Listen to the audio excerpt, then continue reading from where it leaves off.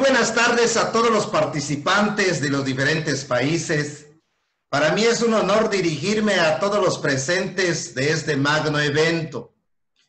Con motivo de fortalecer el segundo Congreso Internacional de Paz y Educación, Isla Cozumel 2020, Dr. Eudaldo José Ceballos Carrillo in memoriam, a realizarse en forma virtual del 26 al 29 de noviembre de este año, el día de hoy iniciamos el precongreso con una conferencia magistral, siguiendo debidamente las pausas. Desde este momento mantendremos en silencio todos los micrófonos. Las preguntas se realizarán a través del enlace ubicado en el chat de esta plataforma. Este precongreso abre el telón virtual con la conferencia magistral Educación para la Paz, Desarrollo de la Creatividad y el Talento en tiempo de COVID-19, a cargo de la máster Bélgica Ramírez. Cuenta con una gran experiencia curricular que vamos a mencionar para conocer gran parte de su trayectoria. La máster Bélgica Ramírez es pedagoga y matemática, graduada en los estudios superiores de la Universidad Autónoma de Santo Domingo, maestra en educación especial de la Escuela Normal Félix Evaristo Mejía, licenciada en educación, mención matemática y física, cuenta con la maestría en matemática pura de la Universidad Autónoma de Santo Domingo, doctorante en ciencias pedagógicas con énfasis en matemáticas en la Universidad de Santo Domingo y la Universidad Enríquez José Barona de Cuba. En el periodo 2001-2003 fue directora del Departamento de Capacitación del Instituto Nacional de Formación y Capacitación del Magisterio. Durante los años 2011-2014 fue directora de la Escuela de Formación Docente para el Nivel Medio de la Facultad de Ciencias de la Educación de la Universidad Autónoma de Santo Domingo.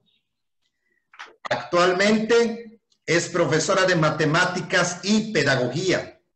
Asimismo, es directora del Departamento de Planificación y Desarrollo Curricular de la Universidad Autónoma de Santo Domingo. Es reconocida como conferencista internacional por la Asociación de Educadores de Latinoamérica y del Caribe, AELAC.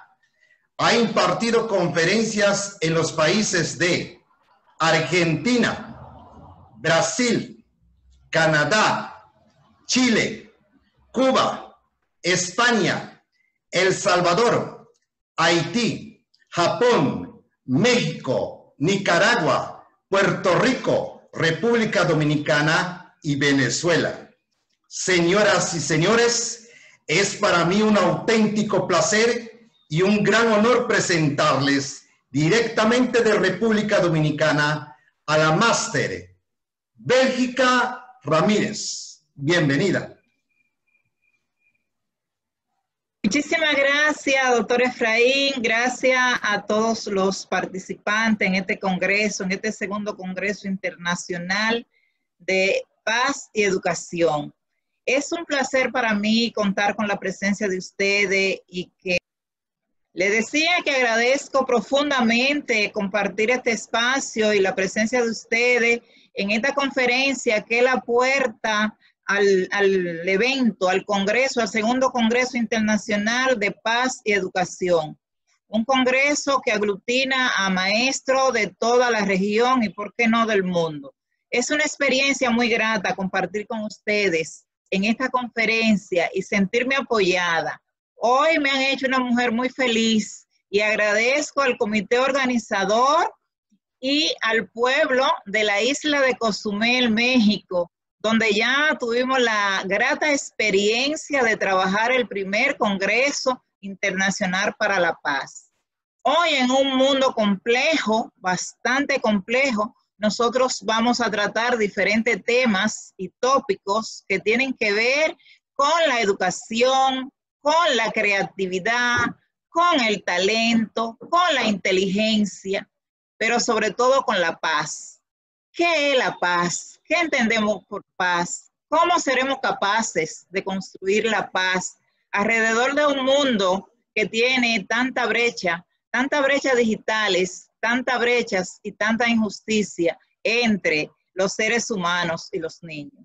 Hoy, en medio de esta pandemia que nos convoca a todos a vivir experiencias inéditas, nosotros estamos en la mejor disposición de compartir parte de esas experiencias y nos gustaría que ustedes también en algún momento de la conferencia hagan sus aportes. ¿Te parece? Esta conferencia va a ser más bien como una especie de una conversación entre colegas, entre amigos y amigas.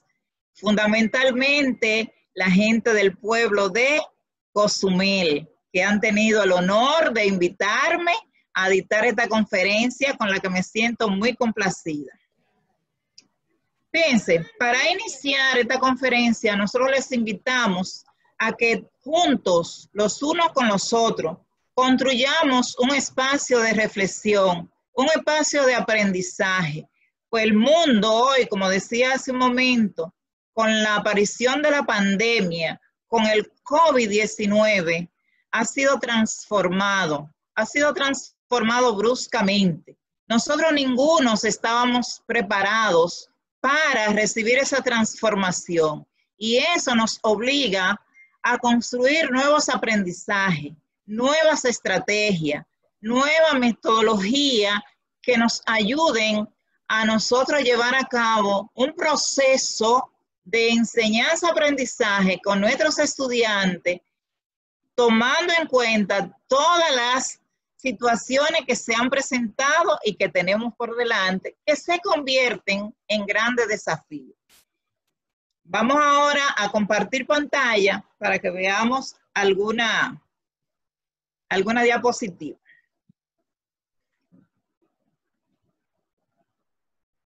Estos son de los aprendizajes que nos está dejando el COVID. Fíjense, ya como les decía, nosotros estamos viviendo tiempos de grandes desafíos, son tiempos turbulentos para una humanidad que ya está transitando al tercer milenio. Y estamos transitando sobre la base de una serie de injusticias que nos llama mucho la atención. Y aquí quiero hacer una alerta para que veamos esa misma alerta que nos hace la ONU cuando nos dice que cada 15 segundos en el mundo muere un niño. Eso tiene que llamarnos poderosamente la atención a nosotros los educadores. Esos son datos abrumadores, reveladores, que tenemos que tomar muy en cuenta los educadores. Cuando nos dice también que en el mundo más de 40 millones de niños no están todavía dispuestos a la conectividad. Eso no lo está diciendo la CEPAL. En estudios recientes que ha presentado la CEPAL no está diciendo eso. Nos están diciendo que tenemos aproximadamente 120 millones de niños en edades entre 5 y 12 años que tienen problemas de enfermedades producidas por el consumo de agua no potable. Entonces, eso también tiene que llamarnos mucho la atención cuando vamos a trabajar en un evento de esta naturaleza. Es importante entender que la riqueza del mundo la tiene un grupo de 300 personas. Sin embargo, el 1% de toda esa riqueza está distribuida en la mayoría de la población de la humanidad, lo que significa que tenemos una brecha y unas injusticias muy grandes, y esos son temas que tenemos que resolver y que en una conferencia como esta no se pueden quedar de lado.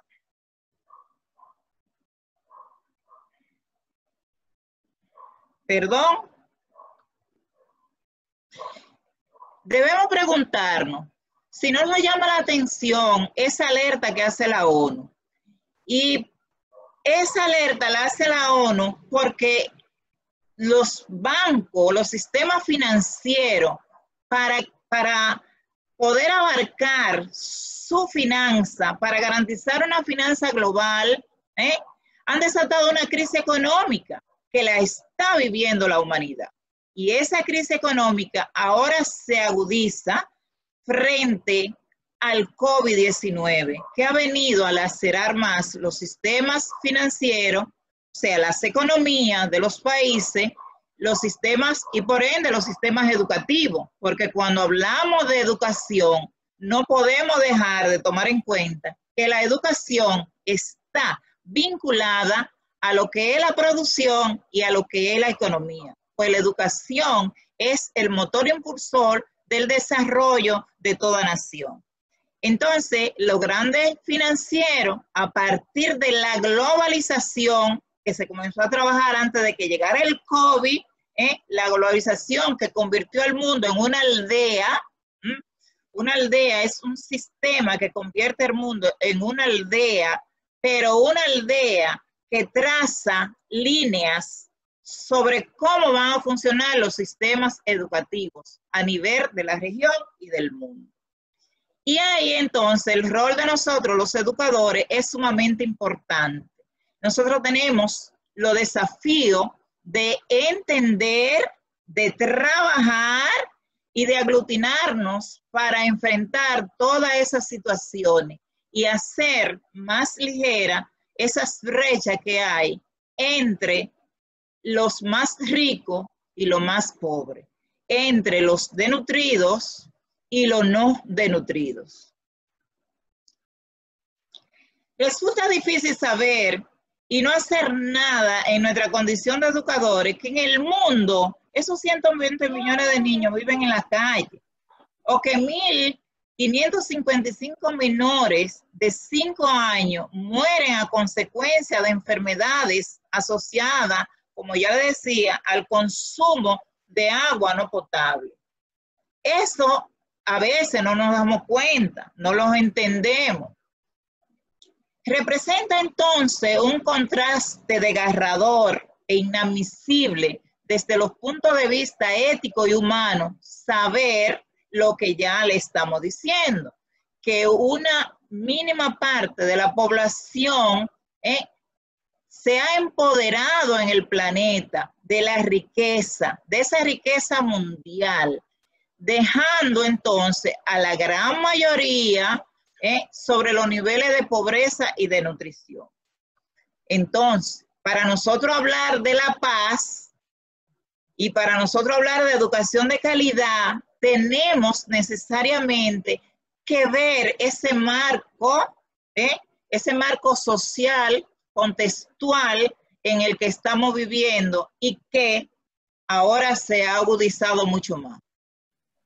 Bueno, pero gracias a que en el mundo existen personas de buena voluntad, como somos nosotros los educadores, sobre todo los educadores progresistas, que somos capaces de hacer de la educación un ejercicio, o sea, un instrumento de emancipación y de emancipación del ser humano, que realmente es lo que nosotros estamos necesitando, esa emancipación. Entonces, tendremos una educación para la paz en la medida que los educadores seamos capaces de crear conciencia sobre las injusticias que nos ilustra la UNICEF. Cuando nos informa que en el mundo 4 millones de niños fallecen en su primera semana de vida. Eso es un dato aterrador. Pero también cuando nos informa que 2 millones de niños han pasado a vivir por debajo de la pobreza. Y ahí está el grupo que yo hacía referencia hace un rato. En una educación para la paz, los educadores tenemos la responsabilidad de crear conciencia sobre todas estas injusticias y desigualdades que no hacen otra cosa que no sea negar la condición humana. Entonces, la condición humana, nosotros tenemos que protegerla, defenderla y cultivarla. Fíjense que los únicos que somos capaces de educarnos somos los seres humanos. Y somos los únicos capaces de educarnos porque somos capaces de razonar. Entonces, ese razonamiento, esos valores, ese sentido de responsabilidad, ese compromiso social, nosotros, los educadores, los que elegimos esta carrera tan bella, de tanta entrega, tenemos esa gran responsabilidad. Debemos tener claro que la paz no es solamente el que no haya guerra. Eso debemos tenerlo bien claro. Cuando hablamos de la paz, estamos hablando de que ese triste panorama que yo acabo de describir cambie. Y los educadores, entonces, y este Congreso lo está haciendo, y en ese sentido felicito a los organizadores del Congreso, que es el segundo, ya tuvimos la oportunidad de participar en el primero, de reflexionar con las nuevas generaciones sobre el estado natural del ser humano. Y ahí viene la pregunta, ¿qué es la paz? ¿Qué entendemos por paz? Esa paz que todos necesitamos, esa paz que todos necesitamos, ¿ustedes creen que esa población a la que hemos hecho referencia en estos momentos, la está viviendo, la está disfrutando? ¿Podemos hablar de paz cuando no hay una alimentación adecuada? ¿Podemos hablar de paz cuando no tenemos los elementos necesarios y suficientes para la sobrevivencia garantizados? Cuando la paz es como los alimentos, la paz es como los alimentos que consumimos y el aire que respiramos. Así debemos entender la paz.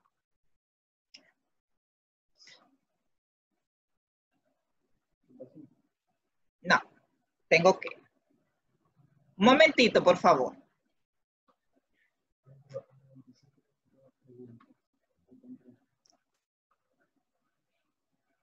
En una educación para la paz, tenemos entonces que ver qué pasa con esa formación, cómo trabajamos el talento, cómo trabajamos la creatividad.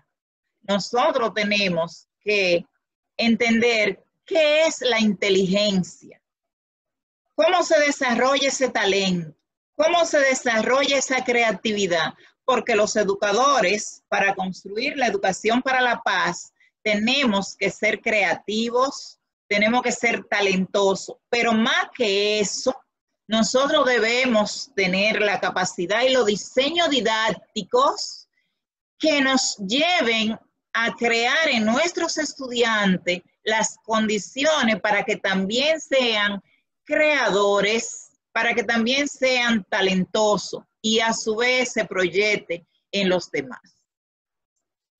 Bernard Belvin, con más de 200 estudios sobre el CDI, determinó que los genes explican únicamente el 48% de lo que es el coeficiente de inteligencia de una persona. Y que el otro 52% tiene una relación directa con lo que es el cuidado prenatal, con lo que es el ambiente y la educación. Por lo que trabajar una educación para la paz a través de la creatividad y el talento,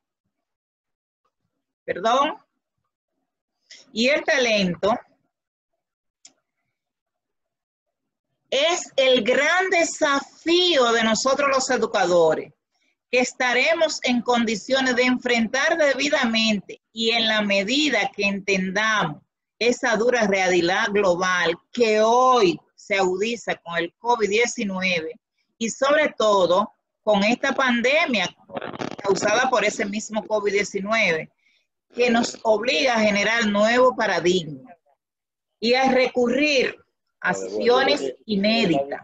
Hoy nosotros estamos recurriendo a acciones inéditas. Nadie nos dio un instructivo para enfrentar el COVID. No tuvimos una lista de acciones para enfrentar al COVID. No tuvimos un plan maestro para enfrentar al COVID. El COVID vino de repente, el COVID nos sorprendió a todos y sin embargo, estamos aprendiendo del COVID. Lamentablemente, el COVID ha hecho, se ha llevado la parte negativa del COVID, la letalidad que ha tenido en el mundo, cuando ya estamos hablando de millones de personas fallecidas. Mas, sin embargo, si nosotros hacemos una mirada y vemos el otro lado de lo que es el COVID tiene entonces como parte positiva las enseñanzas que nos ha dejado en esta dura realidad global que vivimos aún después de la posmodernidad. Este nuevo panorama educativo nos hace pensar qué vamos a hacer y qué vamos a hacer y qué estamos haciendo. Hemos tenido que recurrir a la virtualidad. La virtualidad que se ha convertido en esencial en estos momentos. Aún no obstante que una educación de calidad no la determina la virtualidad. Una educación de calidad no la determina una computadora. Una educación de calidad no la determina un celular inteligente. Una educación de calidad no la determina una tablet. Sin embargo, esa virtualidad hoy se ha convertido en un elemento esencial, aún sabiendo que una educación de calidad necesariamente la determina el compromiso social y la sensibilidad del maestro y la maestra, así como de los gestores de los países y de las escuelas. Una educación de calidad la establece un currículum que se adapte a la realidad de cada país. Un currículum macro y un currículum micro, porque cuando hablamos de currículum tenemos que hablar del currículum macro y del currículum micro. Entonces, hoy la situación que vivimos nos ha acercado a la excepcionalidad. Nosotros hoy estamos en condiciones excepcionales. Y esas condiciones excepcionales nos ha dicho que hoy no podemos manejar la educación ni el currículo como cuando lo hacíamos antes del COVID, cuando trabajábamos con la presencialidad. Y esa excepcionalidad entonces le da esa gran importancia a la virtualidad. En las clases presenciales nosotros tenemos la oportunidad, porque vendrán, las clases presenciales tenemos la esperanza de que volverán, sea de manera semipresencial, no sabemos cuándo, porque no sabemos cuándo el COVID se va, pero volverán. En la clase presencial, usted tiene la oportunidad como docente de trabajar directamente con sus estudiantes, de preguntarle qué entendieron, qué no entendieron, cómo se hacen las cosas, de darle las orientaciones del lugar, de mirarle los ojos, de mirarla, de tomar en cuenta esa mirada cuestionadora de nuestros estudiantes, esa mirada de inseguridades que a veces tienen nuestros estudiantes, y ahí mismo podemos trabajar. Sin embargo, como le estoy diciendo, esa excepcionalidad nos lleva a la virtualidad. Entonces, la virtualidad tenemos que entenderla y tenemos que hacer nuevos rediseños didácticos. Y ahí tenemos que involucrarnos todos, nuevos rediseños didácticos. Rediseño didáctico donde los estudiantes se sientan empoderados. Rediseño didáctico donde los estudiantes puedan entender que ya estamos en otro momento del proceso educativo. Entonces hace falta que nosotros le creemos condiciones de que ellos se sientan comprometidos, de que ellos se sientan que son parte del proceso y lo asuman con responsabilidad. Esto es muy importante, que los estudiantes asuman el proceso con sentido de responsabilidad, que ellos sepan que la virtualidad es responsabilidad de ellos asumir su propio desarrollo. Pero nosotros como educadores, entonces tenemos que crear las condiciones. Y entonces tenemos que recurrir a los relatos, a la historia, a condiciones, a las estrategias de rediseño de pocos contenidos. La virtualidad nos plantea, y la excepcionalidad del COVID-19 nos plantea trabajar menos contenido, que sea más consistente y que se adapten más a esta realidad que estamos viviendo, que trabajar muchos contenidos y que no se adapten a esa realidad que estamos viviendo. Quiero aquí hacer una pausita porque habíamos acordado que si tenían alguna pregunta, alguna inquietud, aquí ya llevamos 20 minutos, ¿verdad? 25 minutos, que íbamos a hacer esta pausa por si alguna inquietud, alguna cosa, y luego continuamos con la conferencia. Tienen un formulario para las preguntas que están llenando, supongo yo, los participantes, y aquí hago como una especie de una pausa para ver cómo andamos. Si tienen alguna pregunta, alguna inquietud, la pueden hacer. Estamos mirando la pantalla, la pueden hacer levantando la mano. Y al final también vamos a dar una ronda de preguntas también. Si tienen un formulario que pueden llenar con las preguntas. ¿No tenemos preguntas? Entonces, si no tenemos preguntas, podemos continuar.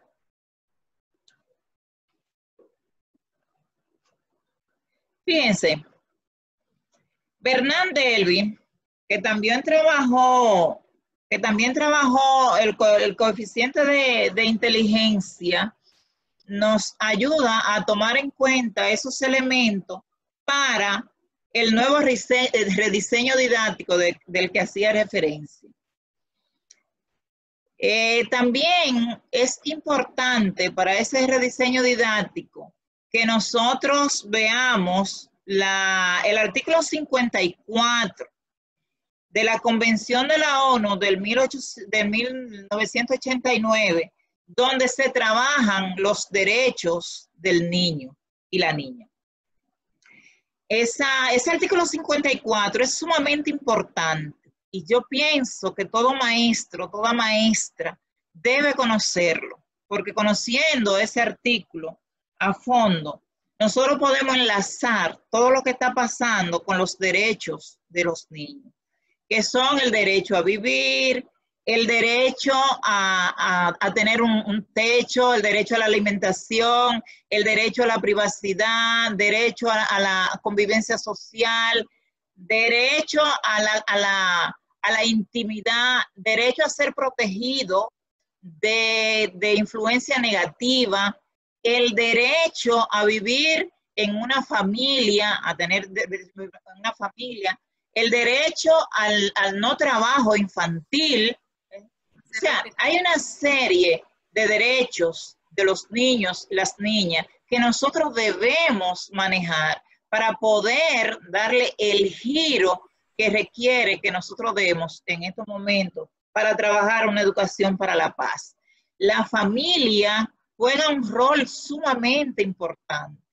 También está el derecho a la cultura, el derecho a participar en actividades sociales, el derecho a la medicina, a tener medicamentos cuando los requieren, el derecho a vivir en una sociedad digna de ellos. Y esa sociedad digna de ellos tiene que contemplar o debe contemplar todos los elementos a los que hemos hecho referencia en esta tarde. Es muy importante también que en esa pedagogía que nosotros debemos trabajar ahora para la excepcionalidad a la que hacía referencia un rato, debe ser una pedagogía activa, una pedagogía donde se recurran a los encuentros virtuales, pero trabajando actividades siempre con las actividades lúdicas, sobre todo el juego. También esa pedagogía debe contemplar con mayor profundidad el rol de la familia. En estos momentos la familia juega un rol muy importante porque nuestros estudiantes están sometidos a un doble abandono. No están en las aulas y están bregando con una virtualidad, con una tecnología que la gran mayoría no la conoce. Pero también están en un vacío porque, según informe del CEPAL, el 40% de los niños de la región y del mundo no tienen conectividad, no tienen derecho a la conectividad. Y el 32% no tiene cómo manejarlo en su casa, lo que lo está haciendo perder un año de su vida escolar. Entonces, ahí también nosotros, y me dirán ustedes, maestra, pero nosotros los maestros tenemos mucho desafío, mucha responsabilidad. Realmente es así. Por eso es que la carrera de educación, para ejercerla y para tener conciencia y para ejercerla con el sentido de responsabilidad y la sensibilidad que requiere, hay que vivirla. Hay que convertirla en la pasión. Yo digo que la educación es mi pasión. Hay que disfrutarla, hay que vivirla, hay que entenderla, hay que conocer los contextos en que estamos para poder entender. También está lo que se llama el trabajo de la familia. Y la familia, sobre todo en los niños pequeños, entre 5 y 12 años, hay que involucrarla en el proceso. El COVID nos ha obligado a que la familia, que por sí debe estar involucrada, hay un ejercicio, hay un triángulo que se llama familia, comunidad, escuela, que nunca debe estar separado. Hoy la familia está jugando un papel preponderante en la formación de los niños, en la formación de sus hijos. Entonces, esa familia hoy debe ser apoyada por los sistemas educativos, por las autoridades, debe ser orientada, al igual que los estudiantes también. Y nosotros, los maestros, debemos ser capacitados para enfrentar sobre todo la parte tecnológica, para manejar la tecnología. Hay un gran porcentaje de maestros que no dominamos 100% la tecnología. Sin embargo, hemos hecho grandes esfuerzos para dominarla. Entonces, la tecnología debe llegar a la familia, involucrando a los niños, debe llegar al maestro, a la maestra, que está ocupando su tiempo, que está ocupando su casa, que está ocupando su computadora, que está ocupando todos sus instrumentos para salvar la educación de los niños. Esa educación tiene que aproximarse más a la calidad, Esa educación debe aproximarse a la paz. ¿Y por qué debe aproximarse a la paz? Porque estamos viviendo momentos en que todos estamos envueltos en pánico, en incertidumbre, en desasosiego, en inseguridades. Entonces, familia, gestores, maestros, tenemos que hacer una especie de camaradería. Y es muy importante en este punto de la camaradería hablar de los encuentros de los pares, pares los estudiantes, que los estudiantes trabajen en pares, inducirlo a trabajar en pares, porque en pares que se comenten, que se digan lo que han hecho, porque cuando usted comenta, cuando usted narra algo, usted se lo aprende, que comenten sus nuevas experiencias que están viviendo, qué está pasando con ellos, ¿Qué sienten ellos? Sobre todo en las universidades también, que tenemos ya el nivel, el cuarto nivel, el tercer nivel lo tenemos y el cuarto nivel. Tenemos estudiantes universitarios que también están viviendo toda esta incertidumbre, todo este desasosiego. Entonces, que nos comentemos, pero también entre pares docentes. Nosotros los docentes tenemos que recurrir mucho a la solidaridad. Debemos escuchar mucho. Es importante, muy importante, que los docentes nos comuniquemos, que nos apoyemos, que la nueva generación, porque aquí hay un problema también de generación a mi modo de ver. Nosotros los que fuimos criados con una educación más horizontal, tenemos muchas más dificultades con el asunto de la tecnología que la nueva generación. Y aquí hago un paréntesis para hacer una anécdota que dice el embajador Carlos Michelén, con quien estamos trabajando una serie de conferencias, plantea que los jóvenes de ahora, él dice los locos de ahora, están trabajando, todo esto tiene mucho más posibilidades que nosotros, los de los añitos atrás, ¿verdad que sí? Que trabajamos, que estamos formados en una formación más horizontal, pero que estos jóvenes, estos locos, a lo que él hace referencia en el buen sentido de la palabra loco, ¿verdad? En el sentido de que son muy creativos, de que manejan todas estas situaciones que nosotros no manejamos, son capaces, y eso me gusta mucho, son capaces de crear un mundo mejor que el que nosotros hemos manejado. Ese mundo mejor, que este mundo que nosotros tenemos con todo lo que ya hemos narrado en lo que llevamos este momento de conferencia. Entonces, esos jóvenes también hay que hacerlo copartícipe de todo esto. Y yo pienso que en las comunidades, los gestores deben utilizar a los jóvenes para ayudar a la familia, aunque no sean maestros y maestras en esa parte tecnológica. Y eso lo he dicho varias veces como propuesta. Esos jóvenes deben apoyar a aquellas familias que tienen que salir a trabajar y no tienen fórmula alguna para dejar a sus niños tomando una clase virtual para orientarlo. Entonces tienen el dilema, o me quedo en casa con mis hijos o me voy al trabajo. Pero ¿qué pasa? También hace falta, y esto en una población muy específica, que es la población de niños menores de 12 años, donde el vínculo familiar tiene que hacerse mucho más estrecho y debe haber conversaciones entre los niños y la familia. 15 minutos, 20 minutos de conversación entre los niños y la familia ayuda muchísimo al desarrollo intelectual de los niños, sobre todo en esas edades, de 12 años para abajo. Eso es sumamente importante. Pero también está el desasosiego que tenemos con el asunto de la economía.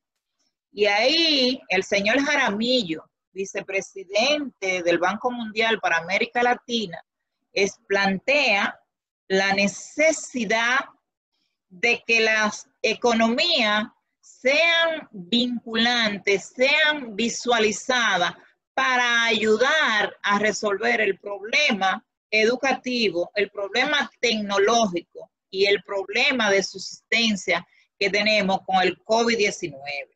Y esas economías tienen necesariamente que funcionar para resolver la excepcionalidad en que nosotros estamos envueltos en el mundo. Un mundo que está de rodillas a un COVID-19, que no sabemos, señores. Yo digo que el COVID-19 es un monstruo que no sabemos cómo lo vamos a atacar ni cómo nos vamos a defender de él. Es un monstruo invisible que ha puesto el mundo de rodillas, pero que al final nos va a dejar muchísima enseñanza.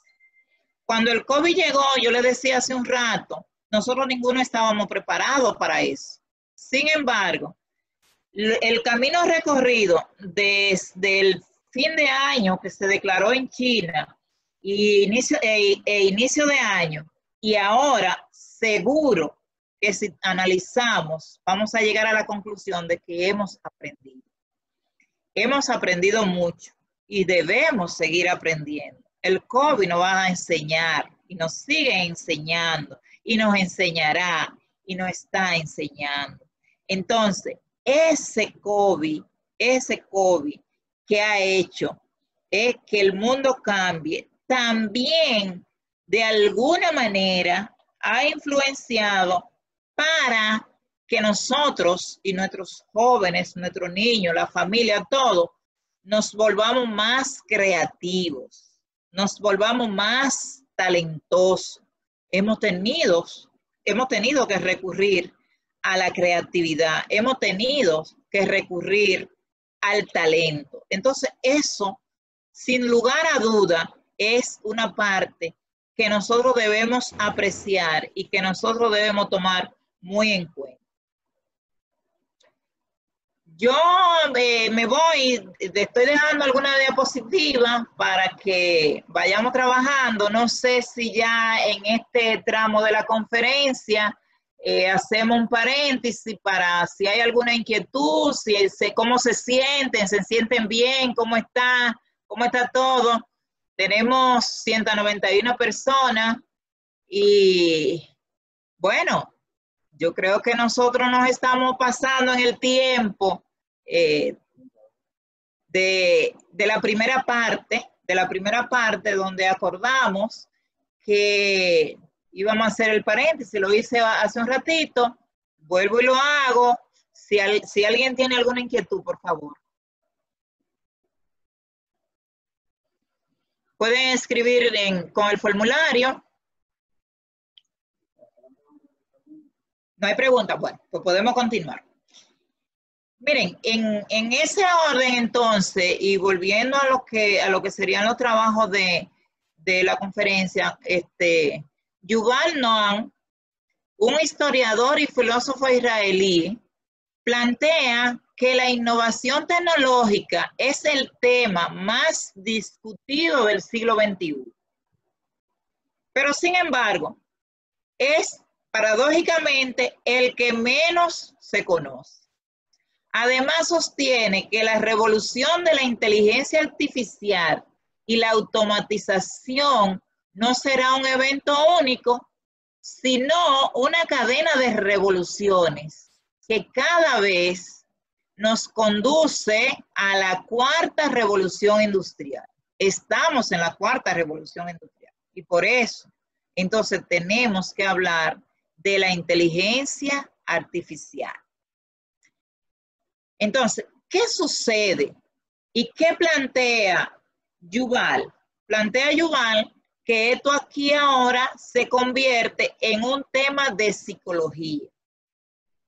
Porque nos plantea, como seres humanos, tenemos nosotros la estabilidad mental y la inteligencia emocional suficiente para reinventarnos repetidas veces. Esa es una interrogante. Debemos encontrar esa respuesta. Nosotros debemos encontrar esa respuesta. Y esa respuesta está desde el punto de vista de la parte de la psicología. Y ahí los psicólogos están jugando un rol muy importante. ¿Cómo nos reinventamos? ¿Qué pasa con las emociones?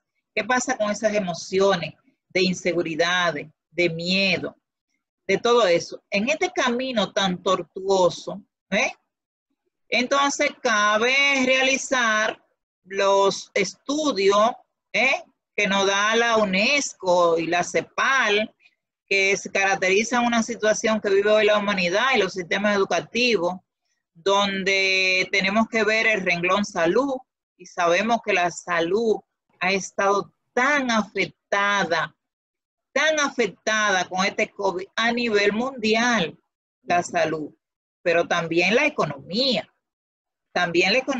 Hoy los gobiernos están luchando para el rescate y el fortalecimiento de las economías.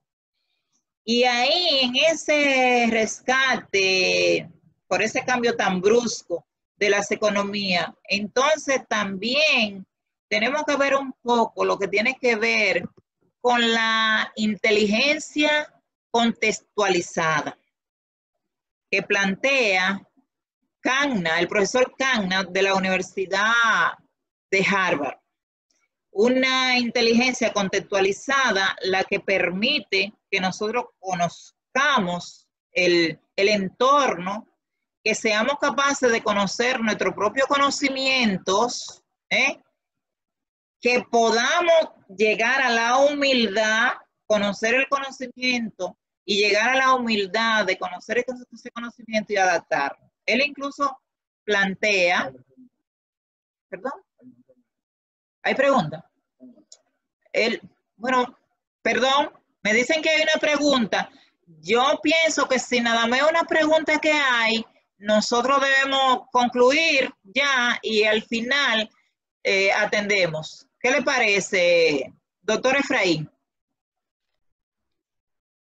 Sí, doctora Bélgica, adelante. Y al final las preguntas contestadas. Y al final las preguntas, ¿verdad? Porque si nada más hay una, entonces al final... Le decía entonces que tenemos que contextualizar esa inteligencia de la contextualización que nos lleva a nosotros a analizar nuestro conocimiento y a plantearnos si real y efectivamente nosotros conocemos el conocimiento. Y aquí voy a tratar algo importante que tiene que ver con la contextualización de la inteligencia. Fíjense que a la humanidad prácticamente se le ha hecho imposible cumplir con alguna regla básica del COVID-19.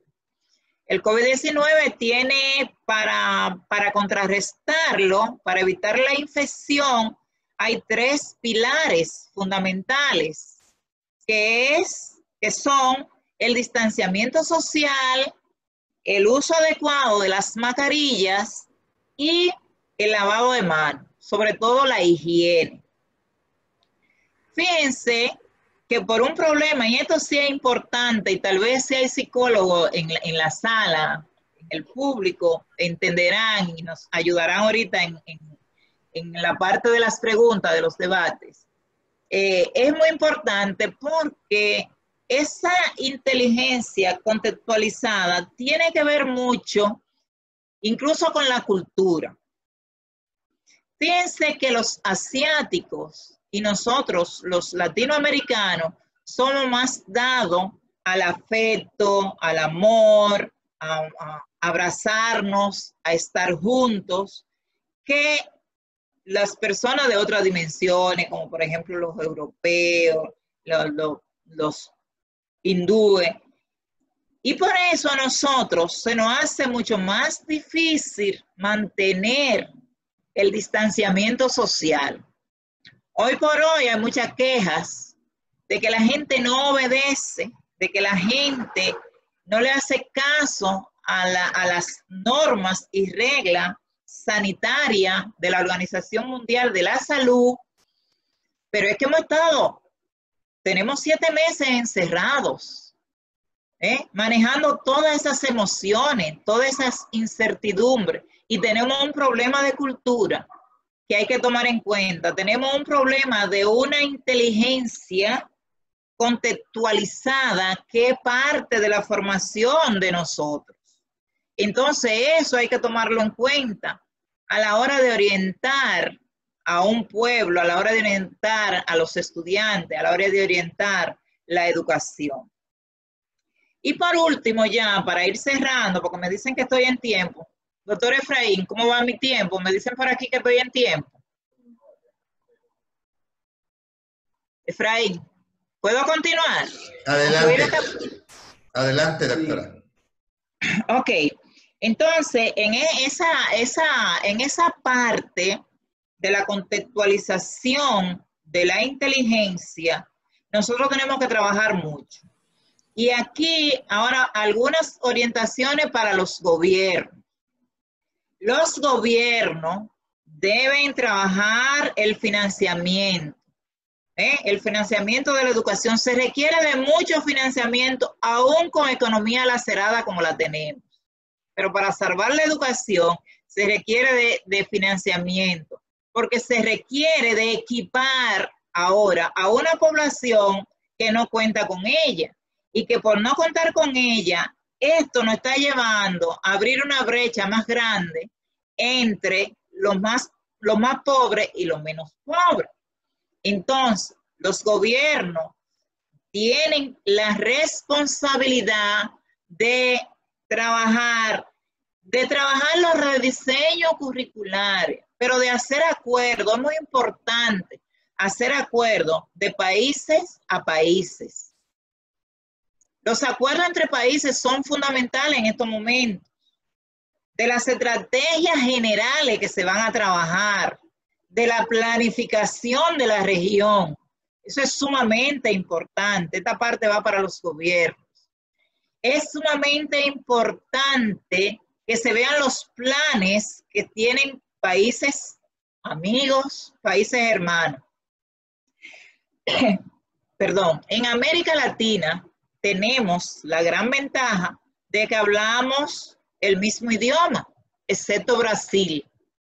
Y eso nos da una facilidad tremenda para establecer alianzas. Esas alianzas que nos van a ayudar a salir de este caos en que nos ha sometido el COVID-19. Hay un plan muy importante en América Latina, que es el Plan Ceibal de Uruguay. Ese es un plan que inició sobre los aprendizajes desde el punto de vista de la informática, desde, si no mal recuerdo, inició en el 2008. Ha dado muy buenos resultados. Entonces yo pienso que los gobiernos, y esto es un llamado que hago para concluir, que los gobiernos deben acudir a Uruguay, como a Uruguay, a otros países, pero el plan Ceibal ha demostrado ser un plan muy bueno desde el punto de vista de la informática. Con ese llamado a los gobiernos y diciéndole también que tienen que invertir en la capacitación docente. Si no se invierte en la capacitación docente y en esos planes, se nos va a hacer muy difícil recuperarlo. Pero la capacitación de los docentes, a mi modo de ver, debe ser una capacitación fluida sobre la base de cursos cortos de tecnología, que los maestros puedan dominar la tecnología, que los maestros puedan usar. Hay más de 25 herramientas tecnológicas que nos facilitan impartir la clase hasta que nosotros podamos volver a la normalidad o a una semi-normalidad, porque no sabemos cuándo se ve el COVID. A lo mejor volvamos a la semipresencialidad, que es a la normalidad que me refiero. A lo mejor podamos llegar a la presencialidad, en fin. Y para terminar, quiero terminar con esta frase que dice: sin sensibilidad hacia las necesidades de los demás, el análisis cognitivo puro y la experiencia extensa pueden resultar insuficientes para un liderazgo eficaz. Tratemos de ser líderes. Muchas gracias.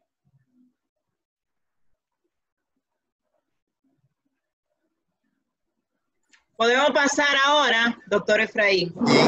A la sección de preguntas. Tenemos en el chat algunas preguntas realizadas. Maestra, en el chat de la plataforma. Sí.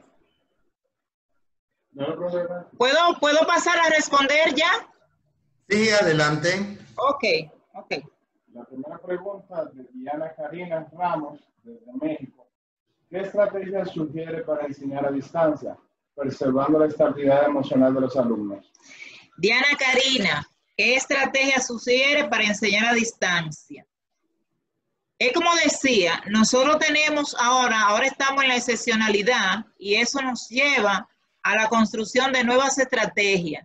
Yo sugiero la estrategia sobre la base del relato, de la historia, del acercamiento virtual, porque hablaba yo del abandono que tienen los estudiantes, pero esa estrategia del acercamiento virtual, de hacer actividades lúdicas, que el estudiante siente el acercamiento de su profesor con él, por la forma en que le estamos llevando los contenidos.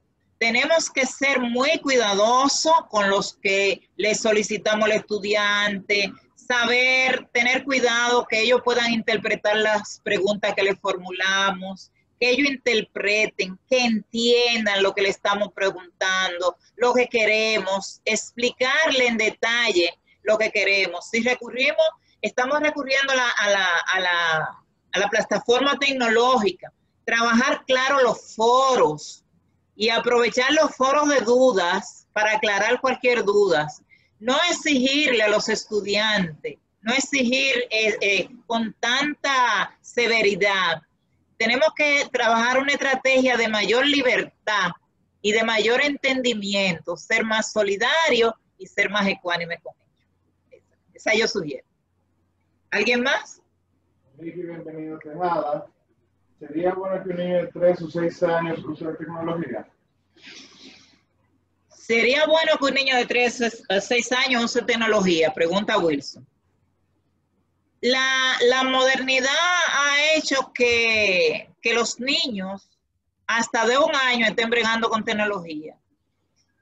Si nosotros vemos a veces las madres, hasta para que el niño esté tranquilo, le ponen un celular en la mano. Niño de meses, niño de 1 año. Yo creo, como educadora, que no es lo mejor. Los niños no deben a esas edades usar la tecnología. Hay que ver qué efecto hace el uso de la tecnología, sobre todo en la vista. Nos afecta a nosotros los adultos, ahora a los niños. Cómo la tecnología también los saca, a mi modo de ver, de su estado natural de la niñez. Sin embargo, volvemos otra vez al COVID, porque estamos hablando de niños de 5 a 12 años que necesitan trabajar con tecnología. Sin embargo, ese es un problema serio que tenemos. Los niños del nivel inicial, del preprimario, tenemos una dificultad para trabajar con esos niños. Incluso muchos plantean si la escuela trabaja con ellos de manera presencial.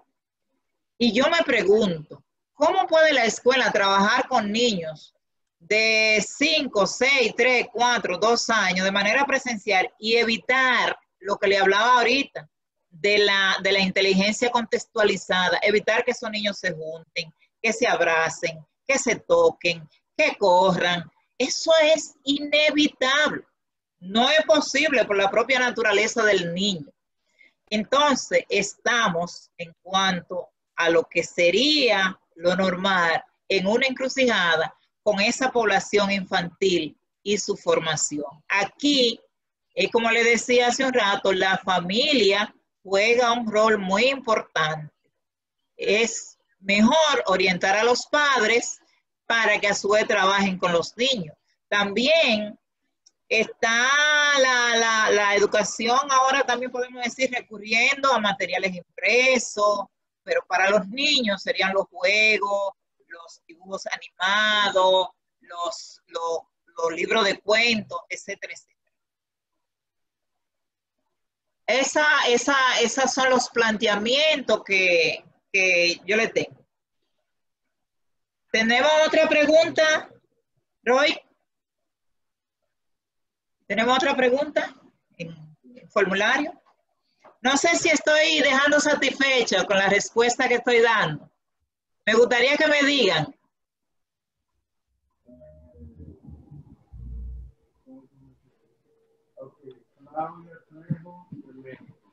¿Cómo podemos apoyar a los padres para construir un mundo de paz en casa, ahora que estamos a distancia? Muy bien. Claudia Trejo, ¿cómo podemos construir un entorno de paz? Bueno, yo pienso que ese entorno de paz se construye con esa sensibilidad con la que terminé. Tenemos que ser muy sensibles y debemos trabajar mucho en la solidaridad. Tenemos que ser solidarios con los padres, escuchar mucho. Hace falta que escuchemos, y eso es fundamental en todo maestro. Escuchar, tratar de acercarnos más a los padres. Y yo pienso, señores, que ahora incluso los padres están valorando más a los maestros. Ahora los padres saben y entienden el verdadero valor del maestro, del docente, de la maestra. Y es entonces en torno de paz, lo vamos a trabajar acercándonos a ellos, estando ahí, dándole la mano, escuchando sus inquietudes, si nos llaman por teléfono, si nos escriben un mensaje, estar en la disposición de siempre tenderle una mano. Yo creo que es la clave para ese entorno de paz. ¿Alguna otra pregunta? Otra pregunta. Orlando Andrade. Muchos estudiantes a nivel medio o superior de comunidades rurales no tienen tecnología. ¿Cómo trabajar con ellos? Bueno, Orlando Andrade, eso es parte de lo que yo decía en el desarrollo de la conferencia, que tenemos aproximadamente 40 millones de estudiantes sin conectividad, sobre todo en las zonas rurales, los indígenas, esas zonas bien deprimidas. Entonces, ahí tiene que entrar la buena voluntad de los gobiernos para crear entonces tal vez alguna estrategia que sea a través de la televisión, a través de la radio, a través de materiales impresos, etcétera, etcétera. ¿Otra más?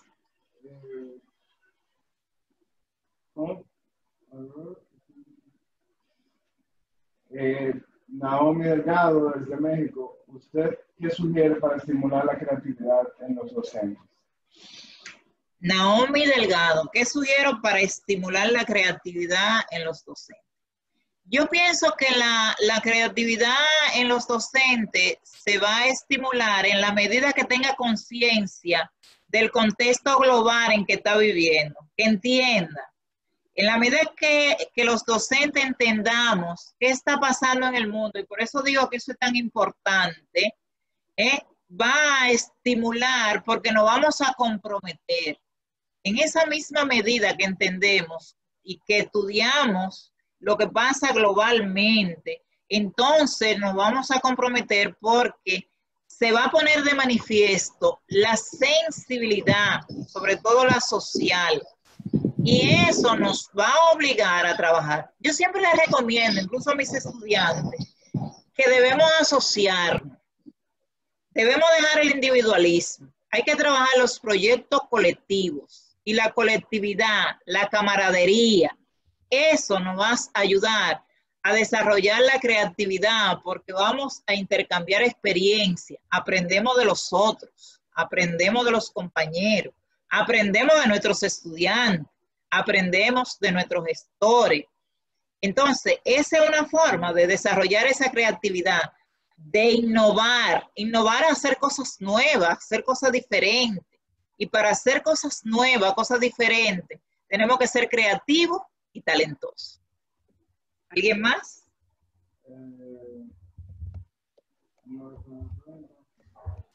En el chat también se encuentran algunas preguntas, maestra Bélgica, en el chat de la plataforma. Sí.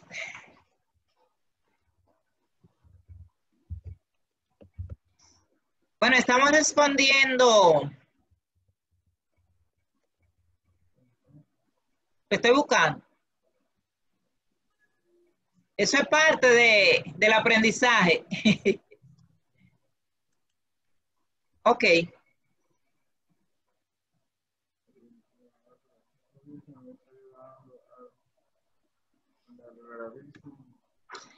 Tenemos una pregunta de Milady Tavares. Pregunta, ¿el COVID está ayudando al neoliberalismo para justificar su regla de orden mundial? ¿Cree que eso dará paz? Claro que no. Claro que no. Nosotros lo que conocemos, por eso hablaba en el primer momento de la globalización. La globalización fue planificada para cambiar el orden mundial, pero hoy los economistas están hablando de que habrá un nuevo orden mundial y se habla mucho sobre el COVID y lo que está creando y la lucha entre las potencias. Entonces, ese nuevo orden mundial, si nosotros los docentes, a través de la educación, no formamos una nueva generación para la paz, no va a traer paz. Eso es lo que pienso.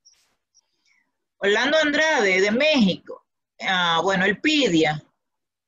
Sí, el PIDIA tenemos que reinventarnos. Ese es el gran desafío y por eso hablaba hace un rato de la inteligencia de Durban y de Jabal, que nos invita a reinventarnos. Por eso decía que hay una pregunta de tipo psicológico. Si nosotros estamos en capacidad ahora de reinventarnos sobre la base de lo que está aconteciendo. Claro que es casi un mandato que nosotros tenemos que reinventarnos los docentes. Tengo aquí 2XX9. ¿Qué puede sugerir a los maestros para brindar una educación de calidad con respecto a la situación del COVID-19 y la clase online? Bueno, pienso que toda la conferencia ha estado basada en ir haciendo análisis y a la misma vez ir haciendo recomendaciones. Pienso que los maestros tenemos que, primero, el sentido de solidaridad, tener la disposición de escuchar, tener capacidad de reinventarnos, desarrollar la creatividad, entender la situación en que estamos viviendo, que es algo excepcional, que no estábamos preparados para ello, que nos tomó de sorpresa, pero sin embargo estamos haciendo los esfuerzos para mantenernos y mantener la educación. Tal vez en un tiempito más adelante con los aprendizajes que vamos teniendo, recuerden que le decía que hoy se supone tenemos mayores aprendizajes que cuando empezó el COVID, porque hoy tenemos la oportunidad de revisar lo que hicimos en un pasado reciente y mejorarlo. Entonces esa es la oportunidad. Me pregunta, ¿qué pueden sugerir los maestros para brindar educación de calidad, situación del COVID, la clase online? Perdón, soy Ana. Ok, Ana, desde México. Gracias, Ana. En México actualmente se trabaja con la televisión y guía didáctica, pero no han tenido mucho éxito. Bueno, es que estamos recurriendo a diferentes medios. Por ejemplo, aquí en República Dominicana, el año escolar no ha iniciado. Justo porque se está creando todas las condiciones, tenemos nuevas autoridades, tenemos un nuevo gobierno, un nuevo ministro de Educación que ha puesto mucho empeño, pero se están creando las condiciones. No podemos garantizar que un método, sea cual sea, va a dar resultados 100%. Primero tenemos que desarrollarlo, trabajarlo y luego ver cuáles son esos resultados. Quizás ser hasta piloto. ¿Quién más? Orlando Andrade. Solo el 50% de los estudiantes participan en las clases en línea. ¿Qué hacer? Bueno, aquí también entra mucho la responsabilidad de los estudiantes en el caso del nivel superior, porque son adultos y son responsables de su formación. En el caso de los niños de primera infancia, entonces trabajar con los padres, crear las condiciones. Aquí tienen que ver mucho los gestores, tienen que ver mucho el diseño didáctico, los diseñadores didácticos. Tenemos que tomar muy en cuenta la situación que está viviendo el mundo, porque esa situación es algo que nos tomó de sorpresa y que no todos tenemos una varita mágica para resolverla. Es poco a poco que vamos a ir innovando, inventando, desarrollando actividades, manejando destrezas, manejando habilidades que nosotros lo vamos a poder resolver. No tenemos un decreto que diga esto es así. ¿Alguien más? No tengo más aquí. ¿Tengo más? ¿Hay alguna más?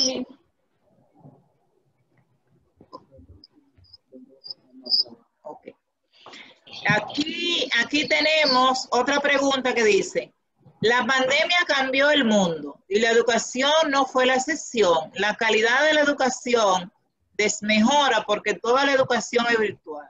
¿Qué hacer para avanzar cuando muchos profesores y estudiantes no dominan la virtualidad?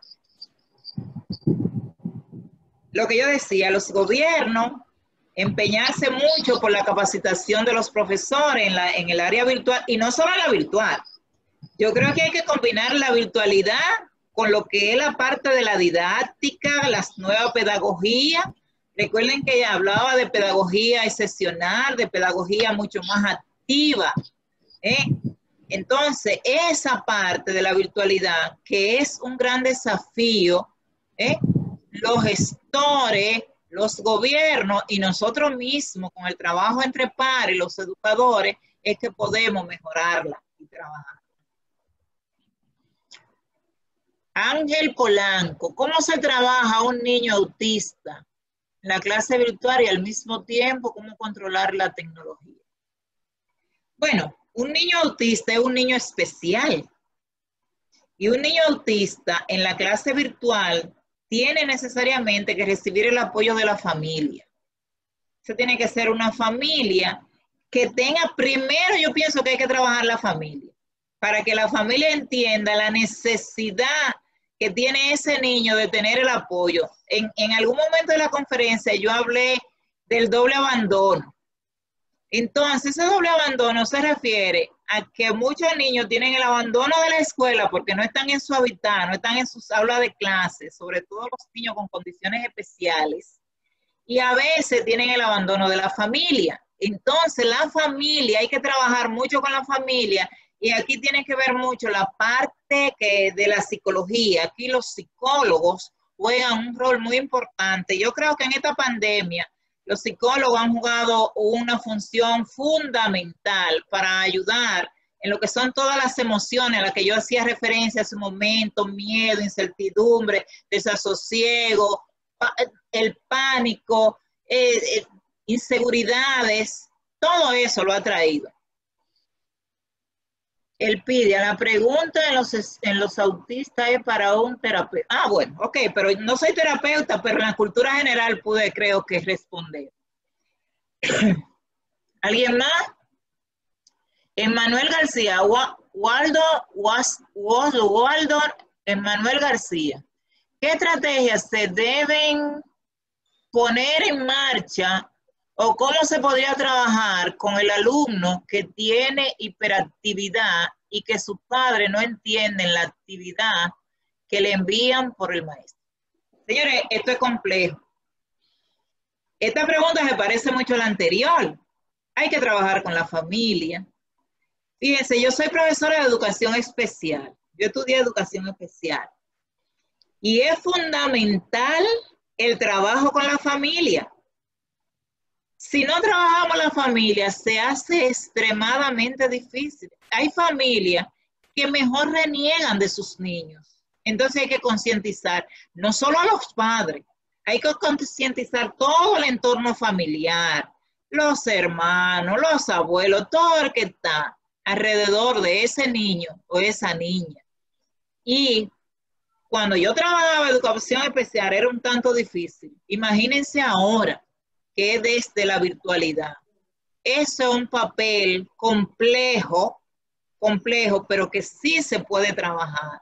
Se puede trabajar con los especialistas, con los terapeutas, con los psicólogos, con las personas que conocen el tratamiento a personas con condiciones especiales, que es como se le llama a las personas que tienen ese tipo de problemas. También están los discapacitados, que no tienen, los no videntes, los que tienen dificultad para escuchar, los que están sometidos también por consumo. Fíjense, tenemos un panorama muy amplio, tenemos muchas personas sometidas por consumo que le han trastornado todo su sistema nervioso y le han trastornado su forma de actuar y ver, y eso es un problema también, y es un problema que tiene la familia. El confinamiento ha traído, señores, inmensidades de problemas, que nosotros podemos amanecer aquí en esta conferencia y no terminamos. Y no terminamos. Entonces, ¿qué es lo importante? La unificación. No me canso de apelar a la solidaridad, al escuchar, a perder a veces hasta la vergüenza y solicitar ayuda. A veces hay gente que no quiere solicitar ayuda porque no quieren que sepan que tiene un hijo en esas condiciones, o los maestros que no quieren que sepan que yo no trabajo, que yo no miro. Todo eso hay que vencerlo, señor, para poder salir a camino. Maestra Dorante. Maestra, buenas tardes. Algo que integra mucho son los niños de escasos recursos que no cuentan con ninguna tecnología y mucho menos con energía eléctrica. ¿De qué manera le puede brindar apoyo para que no se queden atrás con su educación? Bueno, creo que lo he dicho. Creo que lo he dicho. Solamente con la solidaridad de los sectores, los estados tienen la responsabilidad de tratar de proporcionar las condiciones para que los niños puedan tener su educación. Sin embargo, quiero subrayar y dejar bien claro que el COVID ha venido a ampliar la brecha que hay entre los más vulnerables y los menos vulnerables. Eso es una realidad que tenemos que entender. Bondier Duarte, ¿qué actividades recomienda a los docentes para favorecer la convivencia e inclusión en el aula? Bueno, no sé si me está hablando del aula presencial, porque ahora mismo no podemos tener convivencia en el aula. Ahora mismo la convivencia es en el aula virtual, como estamos ahora. Y el aula virtual, entonces, nos distancia. Y la única forma es que nosotros, pues, entendamos, escuchemos, hablemos claro, le digamos los mensajes que ellos lo puedan entender sin ninguna dificultad, que interpretemos lo que ellos quieren. Nos toca un poco ser tal vez un poquito adivino, qué sé yo, para interpretar a nuestros estudiantes, interpretar a la familia en el caso de los pequeños. Esas son las cosas que en estos momentos podemos trabajar. María, ya le respondí a María. No tengo más preguntas. ¿No hay más?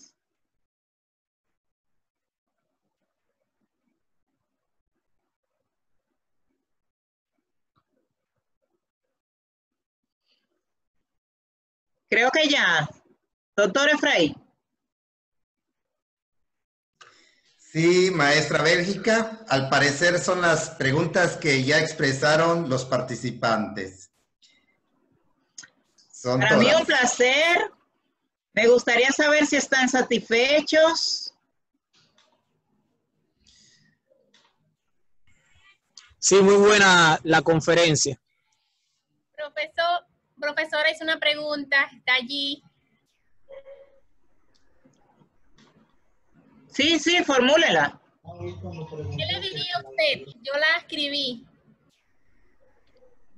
¿Qué le diría usted a una familia renuente a participar en la educación de su hija o su hija poniendo 1000 excusas?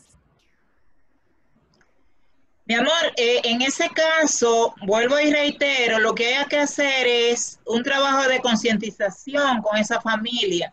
A veces son familias que no tienen nivel educativo y nosotros debemos entender eso. Entonces, si estamos frente a una familia que no tiene nivel educativo, no podemos hacerla responsable de las actitudes que tomen, sino ayudarla. Ayudar a esa familia, a trabajar mucho con ellos, tal vez hasta recurrir a la psicología, a los especialistas, para que esa familia haga conciencia de su rol frente a su hijo y de la importancia que tiene que su hijo estudie y que se prepare para la vida. Muchas gracias, profesora. Siempre. ¿Alguien más?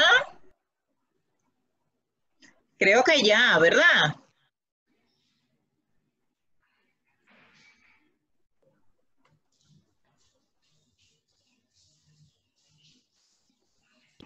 Felicidades, maestra Bélgica. Excelente conferencia. Un orgullo Ay, para muchas nosotros. gracias. Ay, Raquel, muchas gracias. Dominicana apoyándome ahí. Claro que sí, estamos la mayoría. Ay, qué bueno. Mil gracias a mis amigas, colegas, que trabajamos así en camaradería, que tenemos proyectos.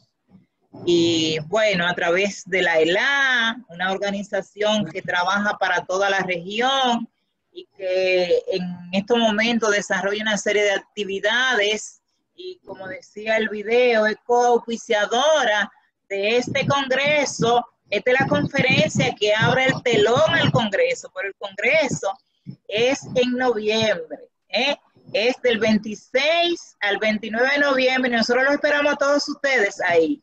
Vamos a trabajar en una mesa también en noviembre y ahí pudiéramos responder tal vez algunas inquietudes si se le han quedado ahora.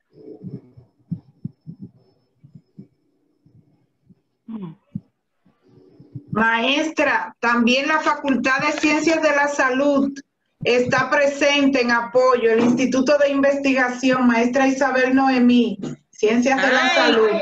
Qué bueno, Isabel, me alegra muchísimo. Excelente, gran representación, maestra. Bienvenida, bienvenida, qué bueno, qué bueno. Excelente. Fíjense que somos un vecindario, Aquí Así estamos es. docentes de diferentes países y somos una familia. Pero ahí veo a Marisa Flores, qué bueno. Felicidades, felicidades, Bélgica. También de Ciencia de la Gracias por Salud. invitación. Qué bueno, qué bueno. Estamos para eso, estamos aprendiendo. No es que venimos aquí de que a creer que somos la última Coca-Cola del desierto. No, no, no, no. Es un intercambio de experiencia donde todos aprendemos, como les decía, que juntos y juntas trabajamos. Y qué bueno que personas como el doctor Efraín, la doctora Teresa y el equipo completo de Cozumel, que está trabajando en todos estos congresos para darnos la oportunidad de expresarnos y compartir las experiencias. Muchísimas gracias. Redú, está el grupo Redú también presente. Ah, Redú está aquí. Qué bueno, qué bueno, qué bueno. Buenas noches. Doctor Efraín.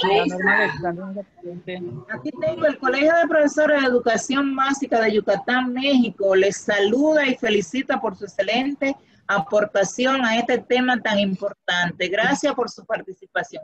Ay, me hacen inmensamente feliz.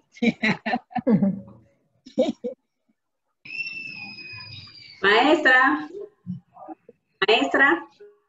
Higinia, ¿sí?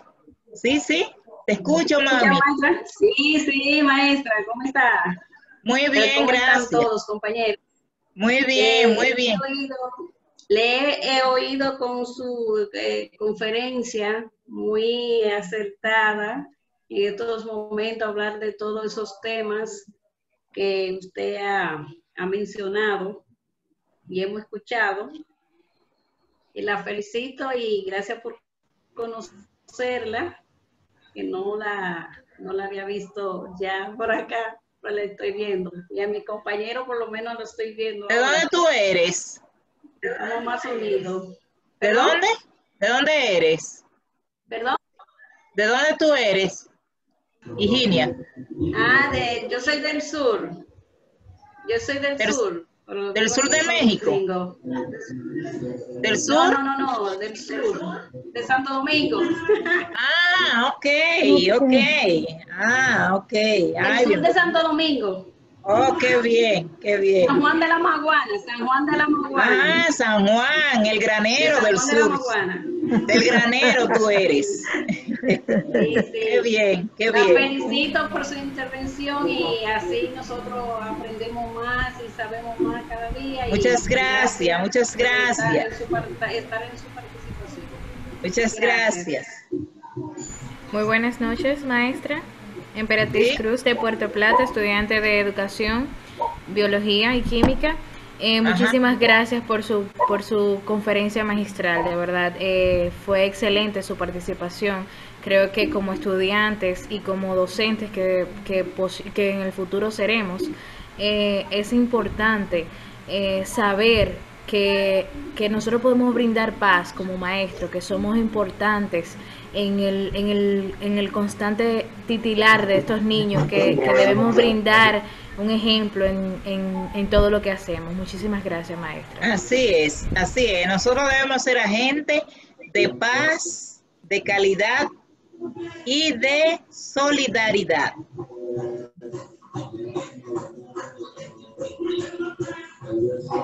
¿Alguien más?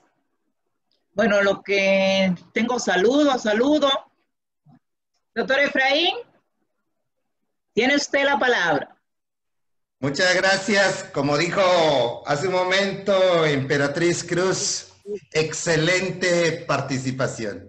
En México, maestra Bélgica, decimos que nos dejan picados. Es decir, nos sentimos muy motivados. Usted, al hacer el llamado de mover conciencias, realmente ha despertado en esta conferencia magistral las conciencias de las personas que nos llega el mensaje de la paz, de ser cada vez mejores seres humanos.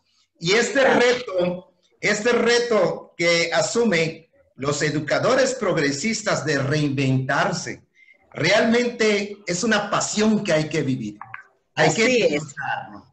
Precisamente este talento y esa creatividad, el llamado que usted nos hace, nos involucra en todos los aspectos, y esto realmente es un compromiso de vida.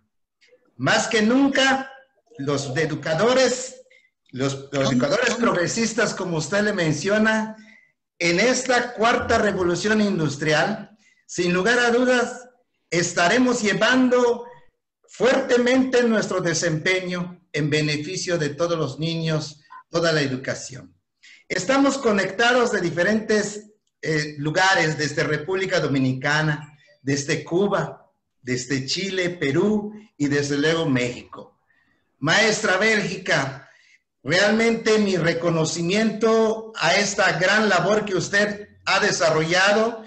Yo deseo que todos los docentes de todas las áreas, de todos los niveles, puedan hacer una contribución para la paz, desde el trato, el clima, cómo se manejan las relaciones, la cultura de organización, el clima escolar, todas las experiencias de relaciones constructivas, democráticas, participativas, sin lugar a duda van a contribuir para formar una sociedad mejor de la que tenemos. Maestra Bélgica, agradecemos su brillante exposición. A nombre del Comité Organizador del Segundo Congreso Internacional de Paz y Educación Isla Cozumel 2020, doctor Eudaldo José Ceballos Carrillo in memoriam, le expresamos nuestro reconocimiento. Deseamos profundamente desde el corazón que continúe los éxitos de su trayectoria profesional. Gracias. Bélgica, con la mano en el corazón, muchas gracias por su brillante participación. Asimismo, agradecemos a todos los participantes de este relevante acontecimiento. Seguimos invitándolos, como usted lo mencionó, a que participen en el Segundo Congreso Internacional de Paz y Educación Isla Cozumel 2020, en las fechas del 26 al 29 de noviembre de este año. Esa es una cita obligada. Así es. Y la gran sorpresa es que vamos a contar nuevamente con la presencia de la maestra Bélgica en un conversatorio internacional. Así que todos los que estamos en este momento enlazados en esta plataforma virtual, pues deseamos, maestra Bélgica, que tengan los mejores éxitos en este futuro que encomienda. Por mi parte ha sido todo. Que pasen muy buenas noches, maestra Bélgica, público en general. Realmente México agradecido está de tener un público numeroso y sobre todo el llamado que hizo la maestra Bélgica de camaradería. A todos nos hace ese llamado y juntos lo estamos viviendo. Muchas gracias. Por mi parte, si no hay alguna Buenas noches, bendiciones. Buenas noches. Buenas noches. A todos, muy buenas noches. Bendiciones. Están contentos. Muy contentos. Qué Maestra bueno. Eso me hace sentir muy bien. De verdad que sí, me comprometo más. A la Bye, bye. maestra Bélgica. ¿Perdón? ¿Alguien me hablaba? De parte de la doctora Rosario de la RIE. Ay, Rosario, ¿por dónde andas? Sí, esa es una organización en la que formamos parte, que se creó ahora en medio del COVID en abril. La doctora Rosario es la miembro fundadora con un grupo de allá de México y tenemos el placer de participar. Me da mucho gusto, doctora Rosario, que esté usted ahí, aquí. Gracias, me encantó su conferencia, como siempre, tan explícita, tan enriquecedora, y ya nos tienes acostumbrado a eso, por supuesto. Muchísimas gracias, doctora Rosario. Eso es de la parte que tenemos que hacer, unificarnos en redes, trabajar en equipo, apoyarnos. Ahí en la RIE nosotros investigamos, nos apoyamos, hacemos cursos, que el cajón, que la conferencia, que el tema, eso es lo que demandan estos tiempos. Así que muchísimas gracias, un placer.